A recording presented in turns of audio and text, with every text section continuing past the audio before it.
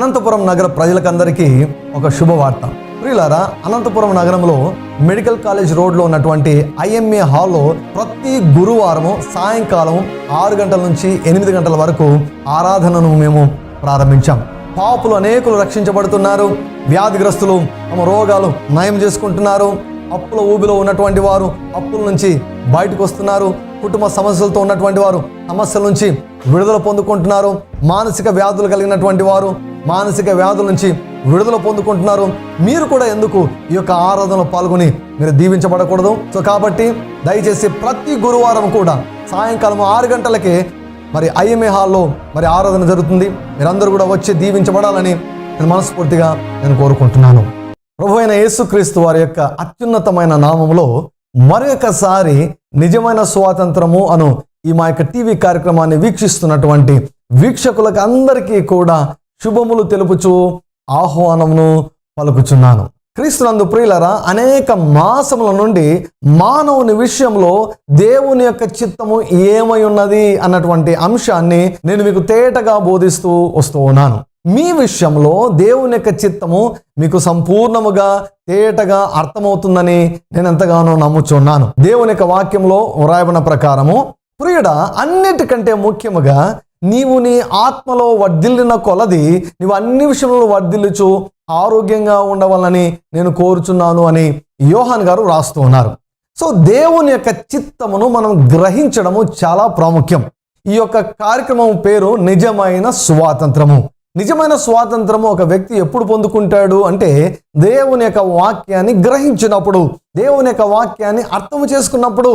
అంటే దేవుని యొక్క వాక్యంలో నీ విషయమైన దేవుని యొక్క చిత్తమును నీవు అర్థము చేసుకున్నప్పుడు నీవు విడుదల పొందుకుంటావు, నీవు స్వాతంత్రమును పొందుకుంటావు, నీవు నిజమైన స్వాతంత్రమును నీవు అనుభవించగలవు. సో కాబట్టి నిన్ను నిజమైన స్వాతంత్రంలోనికి నడిపించు రీతిగా దేవుని యొక్క వాక్యములో నుండి దేవుని యొక్క చిత్తమును నేను బోధిస్తూ వస్తున్నాను. క్రీస్తునందు ప్రియులరా, దేవుడు మనిషిని ఏ రీతిగా తయారు చేశాడు, మనిషిని తయారు చేసిన తర్వాత ఆయన మాట్లాడినటువంటి మొట్టమొదటి మాటలు ఏమిటో నేను మీకు తెలియజేశాను. ప్రియులారా, దేవుని యొక్క వాక్యంలో దేవుని యొక్క చిత్తమును నేను మీకు తెలియజేస్తూ వస్తున్నాను. దేవుడు మనిషిని ఆత్మలాగా తయారు చేశాడు, మనిషికి మనసునిచ్చాడు. ఆ ఆత్మ అయినటువంటి మనిషి ఈ దేహంలో నివాసం చేస్తూ ఉన్నాడు. మనిషి ఆత్మకు మరణం లేదు. మనిషి ఆత్మ నిత్యత్వము కలిగినటువంటిది. Man's spirit is eternal, it cannot be destroyed. So అన్ని విషయంలో వర్ధిల్లడం అంటే ఏమిటో నేను మీకు తెలియజేస్తూ వస్తున్నాను. ఆత్మీయంగా మనం వర్ధిల్లాలి. ఆత్మ వర్ధిల్లడం అంటే తిరిగి జన్మించిన అనుభవాన్ని పొందుకోవడం. ఆత్మ వర్ధిల్లడం అంటే ఈ యొక్క దేవాది దేవుని మన హృదయంలో కలిగి ఉండడం. ఆత్మ వర్ధిల్లడం అంటే ఈ దేవుని యొక్క స్వరమును నడిపింపును పొందుకుంటూ మన అనుదిన జీవితంలో మనం ముందుకు సాగడం. ఇది ఆత్మీయంగా ఫలించడం అంటే. హల్లెలూయా. మానసికంగా ఫలించడం అంటే మనసులో నెమ్మది సమాధానమును కలిగి ఉండడం. ఈ విషయాలు మీకు చాలా వివరంగా నేను మీకు తెలియజేస్తూ వచ్చాను. కొన్ని వారముల నుండి దేహము విషయంలో దేవునికి చిత్తాన్ని మీకు వివరంగా నేను తెలియజేస్తూ వస్తున్నాను. ప్రియులారా, గమనించండి, అర్థం చేసుకోనండి. ఇన్ని మాసములుగా కేవలం పరిచయ వాక్కులనే నేను ఇంకా బోధిస్తున్నాను. దేవుని యొక్క వాక్యం లోతులోనికి నేను అస్సలు వెళ్ళడం లేదు. ఎందుకో తెలుసా? మొట్టమొదటగా దేవుని యొక్క చిత్తం మన జీవితంలో ఏమైనదో మనం గ్రహించాలి. అది గ్రహించిన తరువాతనే మన ప్రార్థనలకు జవాబులు వస్తాయి. అవి గ్రహించకుంటే మనం విశ్వాసంతో ప్రార్థించలేం. దేవుని యొక్క చిత్తమును మనం గ్రహించినట్లయితే మనం విశ్వాసంతో ప్రార్థించలేం. దేవుని యొక్క చిత్తాన్ని మనం గ్రహించినట్లయితే మన మనసులో ఎప్పుడు కూడా కన్ఫ్యూజన్ ఉంటుందండి, గలిబిలి ఉంటుంది, స్పష్టత ఉండదు, నిశ్చయత ఉండదు. సో కాబట్టి మొట్టమొదటగా నేను పునాదిని వేస్తున్నాను. ఏ పునాది? దేవుని యొక్క చిత్తమును గుర్చినటువంటి పునాది. ఎప్పుడైతే నీవు వాక్య ప్రత్యక్షతను పొందుకుంటావో అప్పుడే నీకు సరి అయిన పునాది ఏర్పరచబడుతుంది. సరి అయినటువంటి పునాది ఏర్పరచబడుతుంది. దేహపరంగా దేవుని యొక్క చిత్తాన్ని నేను మీకు బోధిస్తూ వస్తున్నాను. క్రీస్తునందు ప్రియులారా, మనం ఆరోగ్యం కలిగి ఉండడమే దేవుని యొక్క చిత్తము. అనేక లేఖనాల ద్వారా నేను రుజువు చేస్తూ వస్తూ ఉన్నాను.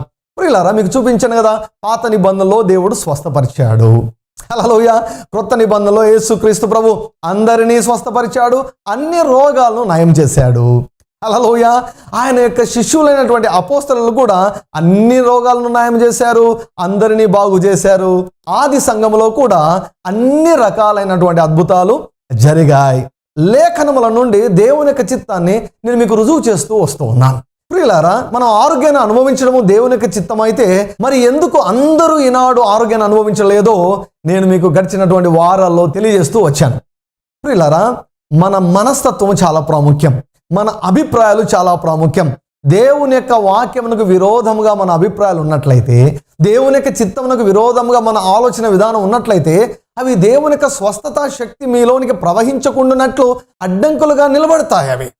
సో అవి మీకు దేవునికి మనకు అడ్డముగా నిలబడతాయి. సో ఎప్పుడైతే వాటిని మనం మనసులో నుంచి తొలగించుకుంటామో, ఎప్పుడైతే మన ఆలోచన విధానమును మార్చుకుంటామో, ఎప్పుడైతే మన తప్పుడు అభిప్రాయాలను దేవుని యొక్క వాక్యం ద్వారా మనము మార్చుకుంటామో, ఎప్పుడైతే సత్యమును గ్రహిస్తామో అప్పుడు స్వస్థత మన యొక్క దేహములలో ప్రారంభమవుతుంది. ఈ యొక్క ప్రసంగములను మాటి మాటికి వీక్షించండి, మాటి మాటికి వినండి. వినడం వల్ల మీకు విశ్వాసం వస్తుంది. స్వస్థత కొరకైనటువంటి విశ్వాసం మీకు వస్తుంది. అప్పుడు ఆ విశ్వాసము ద్వారా మీరు స్వస్థపరచబడగలరు. దేవుని యొక్క స్వస్థతను మనం ఏ రీతిగా పొందుకోగలము? దైవికపరమైన ఆరోగ్యాన్ని ఏ రీతిగా మనము అనుభవించగలము? దేవునికి మనం అంటే ఎంత ప్రేమనో తెలుసా ప్రియులరా? మనం ఆరోగ్యంగా ఉండాలని దేవుడు కోరుకుంటున్నాడు. నీవు ఒక్క క్షణము కూడా నీవు రోగంలో ఉండాలని దేవుడు కోరుకోవడం లేదు. నీవు రోగంలో ఉండాలని కోరుకునేది నీ విరోధి అయినటువంటి అపవాది సాతానుగాడు. నీవు రోగంలో నిలిచి ఉండాలని వాడు కోరుకుంటున్నాడు.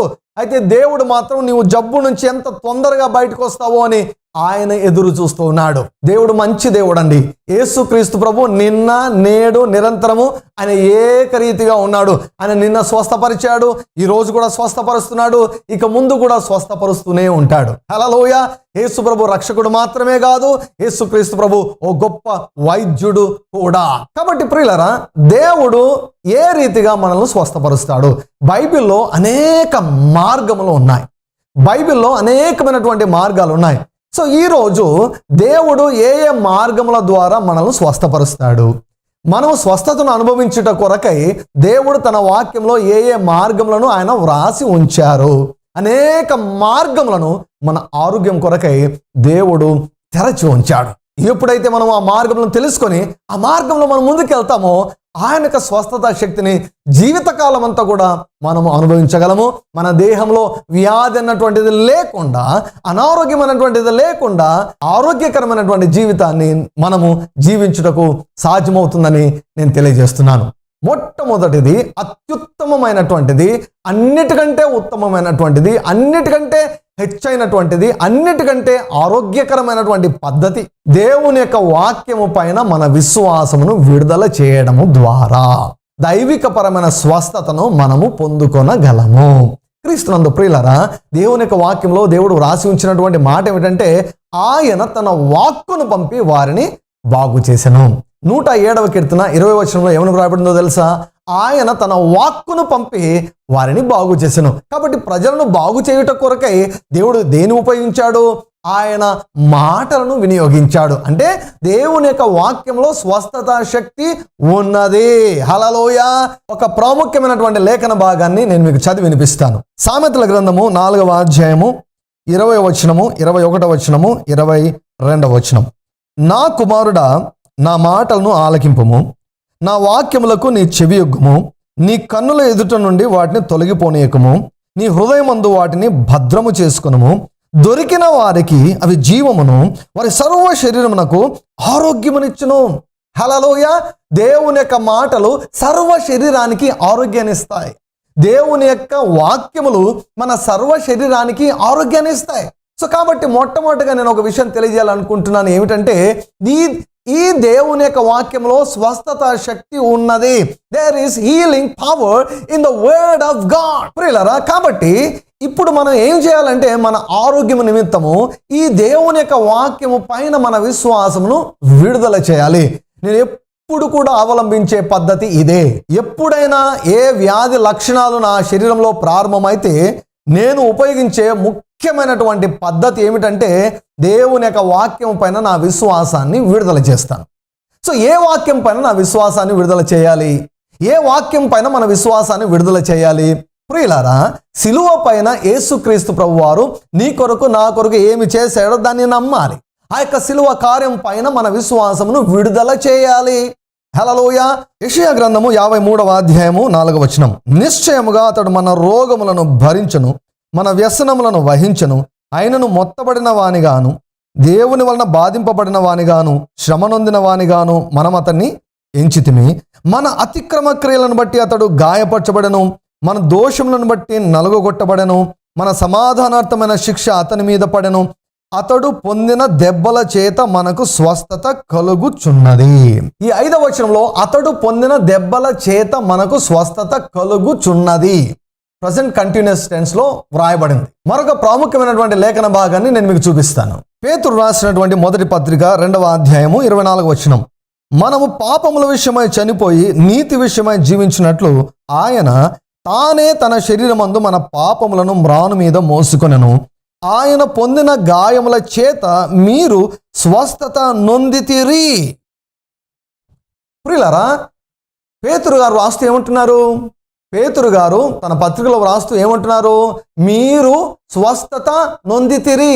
ఆయన పొందిన గాయముల ద్వారా మీరు స్వస్థత పొందారు.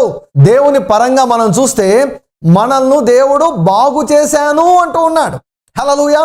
మన పాపములన్నిటినీ ఏ రీతిగా 2000 సంవత్సరములు ఆయన క్షమించి వేశాడో అదే రీతిగా మన రోగాలన్నిటిని కూడా 2000 సంవత్సరాల క్రితము ఆయన నయము చేశాడు అని ఈ లేఖనం తెలియజేస్తుంది.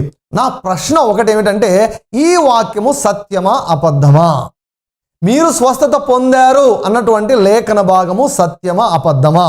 అబద్ధమైతే వదిలేసేయండి, సత్యమైతే గట్టిగా పట్టుకోండి. దేవుని గురించి ఏమంటున్నాడు? నీవు స్వస్థతను పొందుకున్నావు, యు ఆర్ ఆల్రెడీ హీల్ అంటున్నాడు. ఇది దేవుడు నీ గురించి ఇచ్చినటువంటి రిపోర్ట్. నీ దేహంలో వ్యాధి ఉండవచ్చు, ల్యాబ్ వాళ్ళు నీ యొక్క దేహంలో జబ్బులు ఉన్నాయని చెప్పవచ్చు, డాక్టర్లు నీ దేహంలో జబ్బులు ఉన్నాయని చెప్పవచ్చు, కానీ దేవుడు ఒక రిపోర్ట్ ఇస్తున్నాడు నీ గురించి. ఏంటా report? You are healed by my stripes అంటున్నాడు. నా గాయముల ద్వారా నువ్వు స్వస్థత పొందావు అంటున్నారు. ఈ దేవుని యొక్క వాక్యాన్ని నువ్వు గట్టిగా పట్టుకొని ఆ వాక్యాన్ని ధ్యానించి ఆ వాక్యాన్ని నువ్వు నమ్మినట్లయితే, నమ్మి దేవుని స్తుతించినట్లయితే, హల్లెలూయా, నమ్మి దేవుని మహిమపరిచినట్లయితే ఏమవుతుందో తెలుసా? ఈ వాక్యము నీ యొక్క దేహంలో పని చేయడం ప్రారంభిస్తుంది. ఈ యొక్క వాక్యము నీ దేహం పైన తన యొక్క ప్రతాపమును చూపిస్తుంది. ఈ యొక్క వాక్యము నీ దేహం పైన తన ప్రభావమును చూపించి నీ దేహంలోనికి ఆరోగ్యమును కలుగజేస్తుంది. హల్లెలూయా. నేను ఎప్పుడు కూడా ఇదే పద్ధతిని ఉపయోగిస్తాను. ఎప్పుడైనా కూడా ఏమైనా వ్యాధి లక్షణాలు నా యొక్క దేహంలో ప్రారంభమైతే వెంటనే వాటిని చూసి నవ్వడం ప్రారంభిస్తాను. ఇవన్నీ అబద్ధాలు. ఎందుకంటే దేవుని యొక్క వాక్యం నా గురించి ఏమి చెబుతుందంటే, ఆయన పొందిన దెబ్బల ద్వారా నేను స్వస్థత పొందాను అని వాక్యంలో వ్రాయబడింది. సాతానా, నా యొక్క ఆరోగ్యాన్ని నేను నీకు ఇవ్వను. I don't allow any sickness into my body. నా యొక్క దేహంలోనికి ఏ అనారోగ్యాన్ని నేను అనుమతించను అని నా విశ్వాసాన్ని విడుదల చేస్తాను. సో నేను ఎప్పుడు కూడా ఏం చెబుతూ ఉంటానంటే, 1 పేతురు 2:24 ప్రకారం నేను స్వస్థత పొందాను. 1 పేతురు 2:24 ప్రకారం నేను ఆరోగ్యాన్ని పొందుకున్నాను. 1 పేతురు 2:24 ప్రకారం నాకు ఏ జబ్బులు లేవు, నాకు ఏ జబ్బులు రావు అని నేను ప్రకటిస్తాను. హల్లెలూయా. చూసారా, దేవుని యొక్క వాక్యము పైన నా విశ్వాసము నేను విడుదల చేస్తున్నాను. ఇక్కడ ఎవ్వరు నాకు అవసరం లేదు, ఏ వ్యక్తి నాకు అవసరం లేదు, ఇక్కడ ఏ సేవకుడు నాకు అవసరం లేదు. ఈ దేవుని యొక్క వాక్యం పైన నా విశ్వాసము నేను విడుదల చేయడం ద్వారా నా దేహంలో నేను స్వస్థతను నేను పొందుకుంటాను. యేసుక్రీస్తు ప్రభు చాలా మందిని స్వస్థపరిచారు. అయితే ఎక్కువ స్వస్థతలు ప్రజల యొక్క విశ్వాసాన్ని బట్టి జరిగాయి. అనేక మార్లు ప్రభు అంటాడు, నీ విశ్వాసం చొప్పున నీకు కలుగునుగాక, నీ నమ్మిక చొప్పున నీకు కలుగునుగాక, నీవు నమ్మినట్టే నీకు జరుగునుగాక. హల్లెలూయా.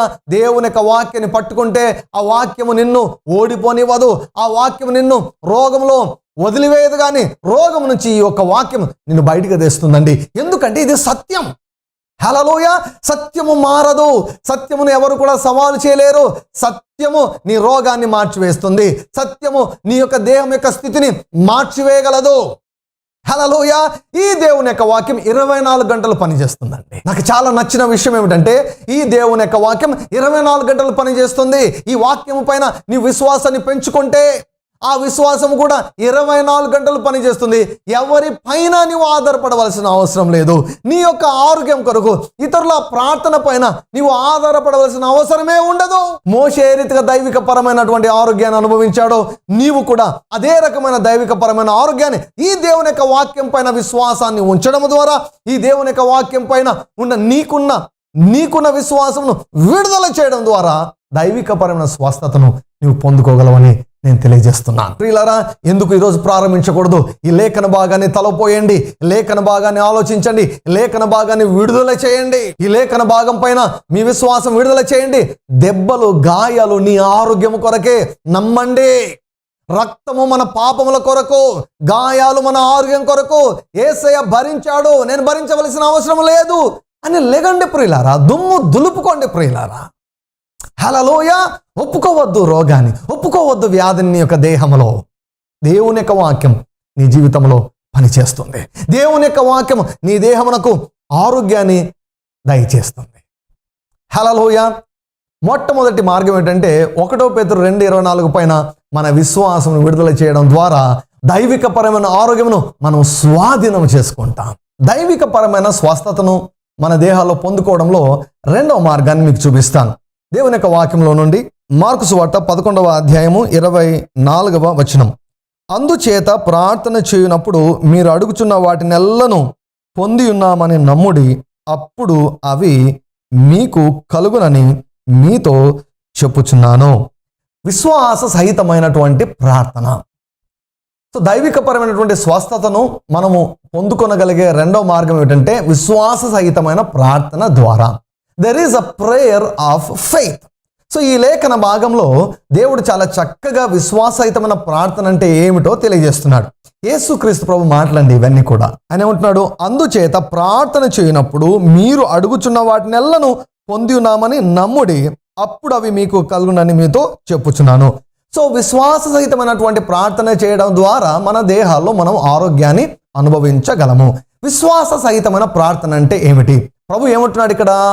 మీరు ప్రార్థన చేయనప్పుడు, సో మనం ప్రార్థన చేసినప్పుడు మీరు అడుగుచున్న వాటినెల్లను, మీరు ఏమేమి అడుగుతున్నారో, సో ఎల్లను అంటే అందులో ఆరోగ్యం గురించి మనం అడగచ్చు.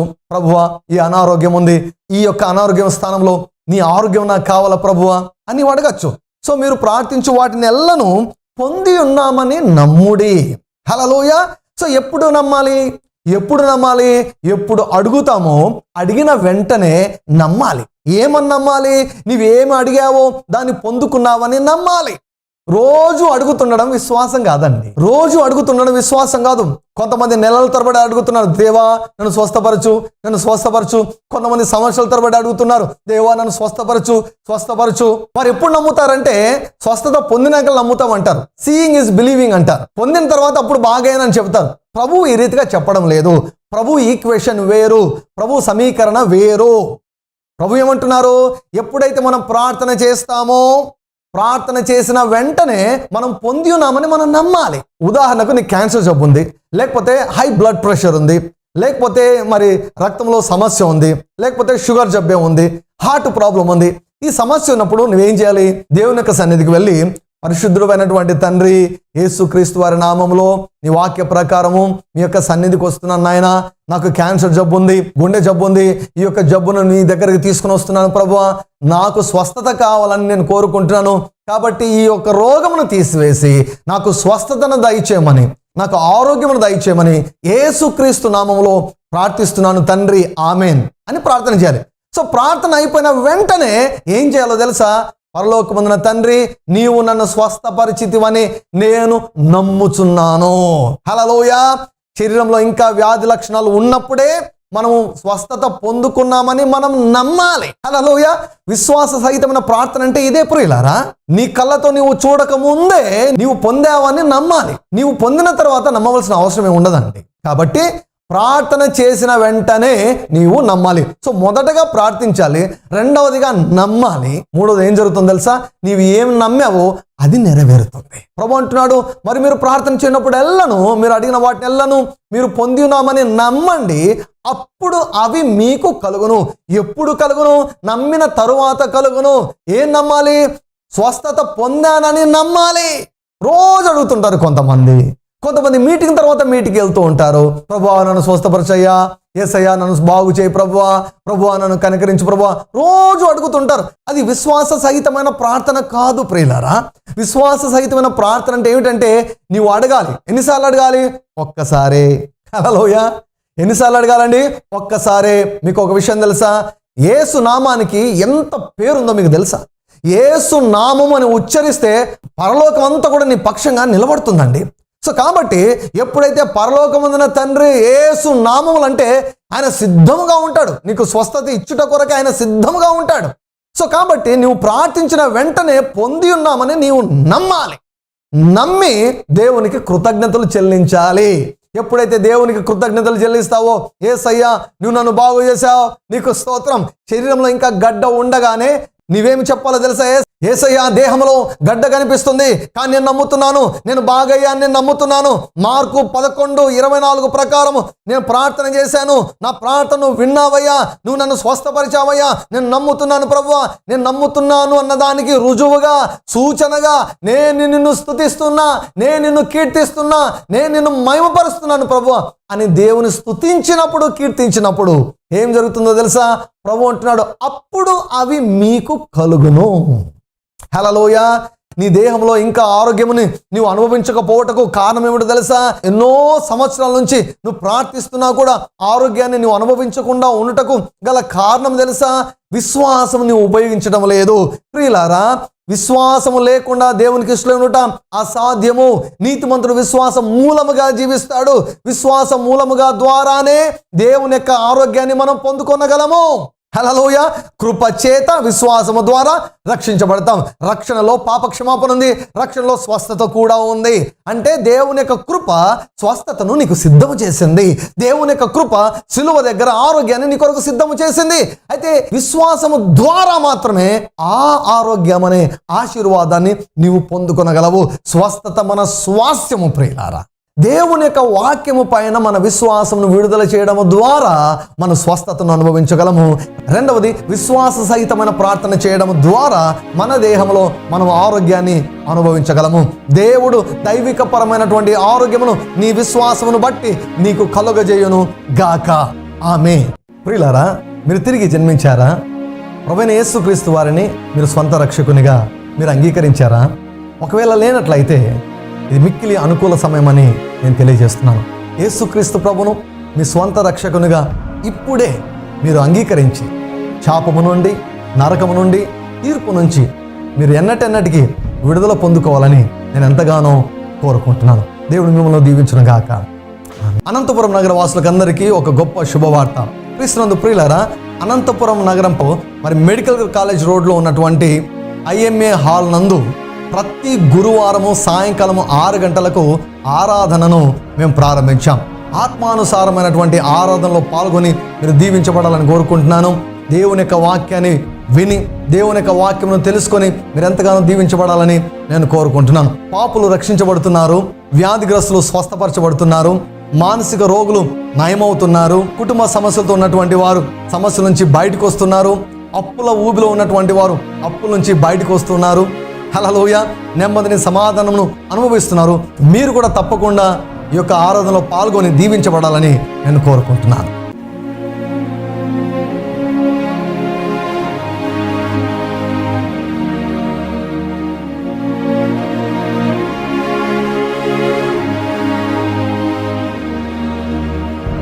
అభిషేకించబడినటువంటి దేవుని యొక్క వాక్యాన్ని మీరు విని మీరు దీవించబడ్డారని నేను నమ్ముచు దేవుని యొక్క నామమును నేను మహిమపరుస్తున్నాను. క్రీస్తునందు ప్రియులైనటువంటి వారులారా, కొన్ని ప్రాముఖ్యమైన విషయాలు మీతో పంచుకోవాలని నేను ఇష్టపడుతున్నాను. మొట్టమొదటగా ఈ యొక్క నిజమైన స్వాతంత్రమును కార్యక్రమమును అనేకులకు మీరు పరిచయం చేయాలని నేను మనవి చేస్తున్నాను. దేవుడు తన వాక్యం ద్వారా అనేకులను నిజమైన స్వాతంత్రంలోనికి ఆయన నడిపిస్తున్నాడు. తరువాత దేవుని యొక్క వాక్యంలో వ్రాయబడి ఉంది ఏమిటంటే, నీతిమంతుడు విశ్వాస మూలముగా జీవిస్తాడు. సో నీతిమంతుడు ఎవరు? యేసు ప్రభు యొక్క రక్తము చేత కడుగబడినటువంటి వాడు. యేసు ప్రభు రక్తము చేత కొనబడినటువంటి వ్యక్తి. సో ఆ నీతిమంతుడు జీవించవలసిన విధానం ఏమిటో తెలుసా? విశ్వాసం మూలంగా జీవించాలి. అంటే దేవుని యొక్క వాక్యము పైన ఉన్నటువంటి విశ్వాసము ద్వారా జీవించాలి. ముఖ్యంగా మనము నేర్చుకోవలసిన విషయం ఏంటో తెలుసా? విశ్వాసమును మనం నేర్చుకోవాలి. సో విశ్వాసం ఎలా వస్తుంది? వాక్యంలో వ్రాయబడింది, వినుట వలన విశ్వాసము కలుగును అని వ్రాయబడింది. సో కాబట్టి క్రీస్తునందు ప్రియులరా, అనేక ప్రసంగాలు, కొన్ని వందల ప్రసంగాలు నేను విశ్వాసం గురించి చేశాను. ఇవన్నీ కూడా మీకు అందుబాటులో ఉన్నాయి. తర్వాత వాటిని వినాలని నేను మనవి చేస్తున్నాను. చాలామందికి ప్రసంగాలు, విశ్వాసం గురించినటువంటి ప్రసంగాలు వినే అలవాటు లేదు. అభిషేకించబడినటువంటి దేవుని యొక్క వాక్యాన్ని వినడము అది చాలా మంచి అలవాటు. సో కాబట్టి ప్రతిరోజు కనీసం ఒక వర్తమానైనా వినండి. సో మరొక ముఖ్యమైన విషయం ఏంటంటే, దేవుడు నన్ను అభిషేకించి నా చేత కొన్ని ప్రాముఖ్యమైనటువంటి పుస్తకములను ఆయన వ్రాయించారు. వాటిలో మొదటిది, నీ భవిష్యత్తును నిర్మించుకో. వినేదానికి ఆశ్చర్యంగా ఉంటుంది. అవునండి, నీ భవిష్యత్తు దేవుని చేతిలో లేదు, నీ భవిష్యత్తు నీ చేతిలో ఉంది. దేవుడు అన్నాడు, ఇదిగో ఆశీర్వాదమును శాపమును నీ ఎదుట ఉంచి ఉన్నాను, నీకు ఏది కావాలో కోరుకో అంటూ ఉన్నాడు. పుస్తకాన్ని ప్రతి ఒక్కరు కూడా మీరు చదవండి. ప్రతిరోజు చదువుతూ ఉండడం వలన మీ జీవితాల్లో మీరు అద్భుతములను మీరు అనుభవించగలరు అని నేను తెలియజేస్తున్నాను. సో మరొక పుస్తకాన్ని, 1000 స్తుతులు అన్నటువంటి పుస్తకాన్ని, ప్రతి స్తుతిని కూడా దేవుడు చెప్పి ఆయన వ్రాయించాడు. ఈ 1000 స్తుతులు చేయడం ద్వారా లెక్కలేనన్ని సాక్ష్యాలు, ఆత్మీయ అద్భుతాలు, మానసికమైన అద్భుతాలు, శారీరకపరమైన అద్భుతాలు, స్వస్థతాపరమైన అద్భుతాలు, ఆర్థికపరమైన అద్భుతాలు, అసలు దేవుని ముఖాముఖిగా చూసిన వారు చాలామంది ఉన్నారు స్తుతులు చేస్తుండగా. తర్వాత క్రైస్తవ సమాజంలో అత్యంత వివాదాస్పదమైన, నిర్లక్ష్యము చేయబడినటువంటి క్రైస్తవ అనుభవము పరిశుద్ధాత్మ బాప్తిస్మం. దేవుడు నన్ను ప్రేరేపించి ఈ అంశం గురించి బహు స్పష్టంగా ఆయన వ్రాయించాడు. తెలుగులో నాకు తెలిసినంత వరకు పరిశుద్ధాత్మ బాప్తిస్మం గురించి కంప్లీట్ గైడ్ ఇంతవరకు నేనైతే చూడలేదు. సో అయితే ఈ పుస్తకాన్ని మీరు చదవాలని నేను ఎంతగానో కోరుకుంటున్నాను. ఈ పుస్తకాన్ని చదువుతున్నప్పుడే అనేకులు పరిశుద్ధాత్మ చేత అభిషేకించబడి భాషల్లో మాట్లాడుతూ మరి ఉజ్జీవాన్ని వారు అనుభవిస్తున్నారు. దేవుని నిజంగా నువ్వు అనుభవించాలనుకుంటున్నావా? దేవుని యొక్క అద్భుతాలను నీ జీవితంలో చూడాలనుకుంటున్నావా? బలమైన సేవ నువ్వు చేయాలని నువ్వు అనుకుంటున్నావా? అయితే పరిశుద్ధాత్మ బాప్తిసం పుస్తకాన్ని మీరు చదివి అనేకులకు పరిచయం చేయాలని నేను మనవి చేస్తున్నాను. ప్రభువు ఒక ప్రశ్న మిమ్మల్ని వేయమన్నాడు, are you satisfied with your life?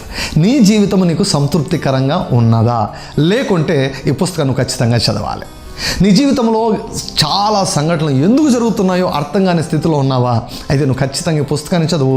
నీ జీవితం అద్భుతంగా మార్చబడగలదు, నీ జీవితము నీకు తృప్తికరంగా మార్చబడగలదు అని దేవుడు ఈ పుస్తకం ద్వారా నీకు తెలియజేస్తున్నాడు. సో మరి ఒక పుస్తకం, ఈ తరంలోనే గొప్ప దైవజనుడు, కొన్ని లక్షల మంది విశ్వాసుల జీవితాలను ప్రభావితం చేసినటువంటి దైవజనుడు రెవరెండ్ కెన్నెత్ ఈ హేగెన్ గారు, వారు రాసినటువంటి రిడీమ్డ్ అన్నటువంటి ఇంగ్లీష్ పుస్తకాన్ని నేను తెలుగులోనికి తర్జుమా చేశాను. చిన్న బుక్లెట్, అనేకుల జీవితాలను ప్రభావితం చేసినటువంటి ఆ చిన్న పుస్తకాన్ని మీరు కూడా పొందుకోవాలని మనవి చేస్తున్నాను. సో ఈ పుస్తకాలన్నీ కూడా చదవండి. చాలామందికి పుస్తకాలు చదివే అలవాటు లేదు. ఈ మంచి అలవాటును మీరు అలవర్చుకోవాలని నేను కోరుచున్నాను. సో పుస్తకాలు చదవండి, మీ జీవితాలు పూర్తిగా మార్చబడతాయని నేను తెలియజేస్తున్నాను. ఈ ప్రోగ్రామ్ మీకు దీవెనకరంగా ఉన్నదని నమ్ముచున్నాము. మా address RDJ Ministries, Calvary Faith Church, Krishnapuram 0 road, Tadipatri, Anantapur district, Andhra Pradesh. మా phone number 9440040031. Another number 9440040041. Thank you very much for watching our program.